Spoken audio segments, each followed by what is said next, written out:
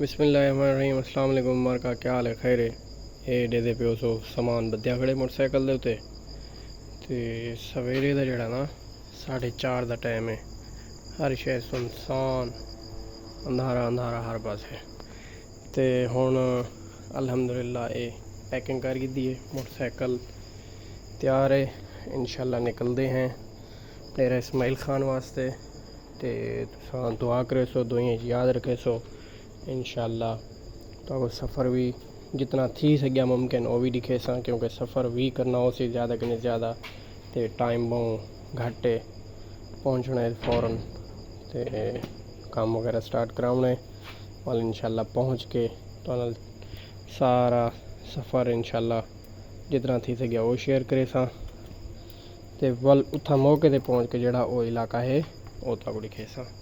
اللہ خیر کرے، دعائیں یاد رکھے سو، انشاءاللہ ملتے ہیں۔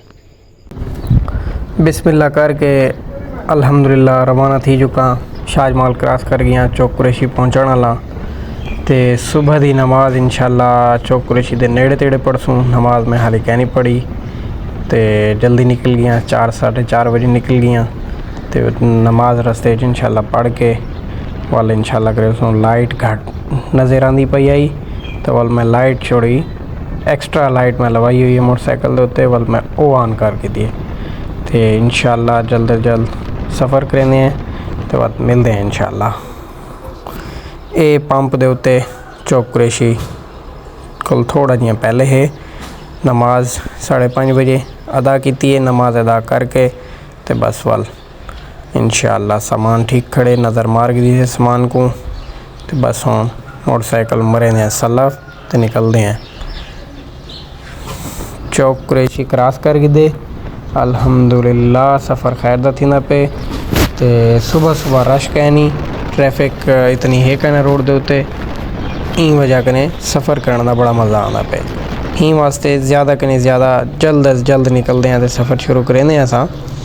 اے چوک قریشی بائی پاس کراس کر کے روڈ دے ہوتے اساں گجرات والے روڈ محمود کوٹ سناوا این روڈ کنے ویسا اگو اگو تو دکھے نا ویسا نال نال کیڑے رستے کنے تے کیڑے روٹ کنے وینا پیاں انشاءاللہ۔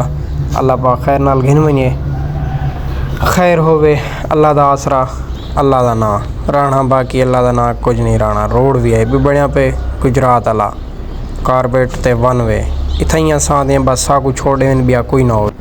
میں تو کو مختصر روٹ لکھائے ان دے علاوہ زیادہ تے بار بار موبائل موٹر سائیکل چلندے ہوئے نہ کر سکتا ہم ہی نہ دکھا سکتا ہم تو رستے ٹھیک ہے۔ اے میں ڈکیا پیا ہیلمٹ دے وچ تے اے شہر کیڑا شہر ہے لو اندازہ اگر نہیں لا سکتے تو ول میں دسے نا اے لیا تقریباً کوئی 7 بجے میں لیا پہنچ گیا تے 7 بجے 7:30 بجے دکاناں بالکل بند ہیں، بازار بند ہیں، میں حیران میں کہ رستے سارا راہ کوٹ ڈدو سناوا محمود کوٹ اے بھی سارے شہر بند ہیں۔ چلو اتھاں دا میں کہ جلدی پہنچا اے اتھاں ہی نہ جان 9 بجے تک میرے خالے دکاناں کھل دیاں تے اے ہے لیا شہر دے وچوں میں کراس کرنا پیا تے اے پولیس والی گڈی میں کوئی اشارے مرے نہیں ودی شکر کہ نپی نہیں گدا تو کیمرے چاہ دے تے تو جڑا موٹر سائیکل چلانے بازار خیر اتوں بچا تھی گئے۔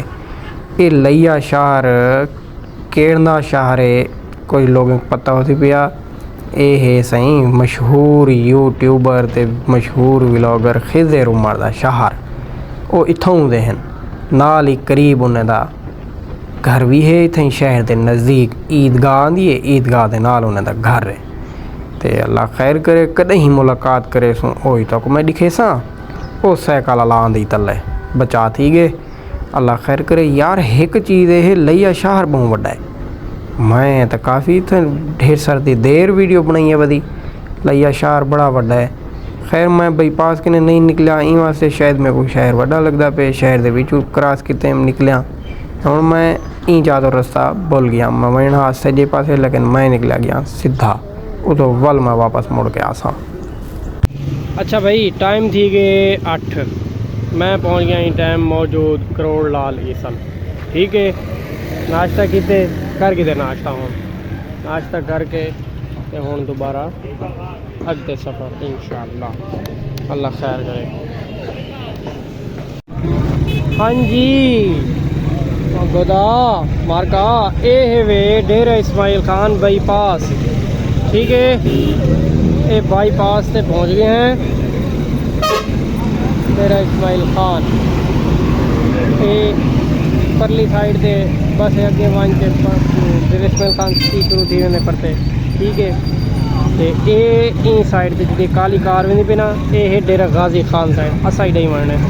تھوڑا جہاں اگے ون کے درابن جگہ کا نام ہے وہ آندھی ہے درابن.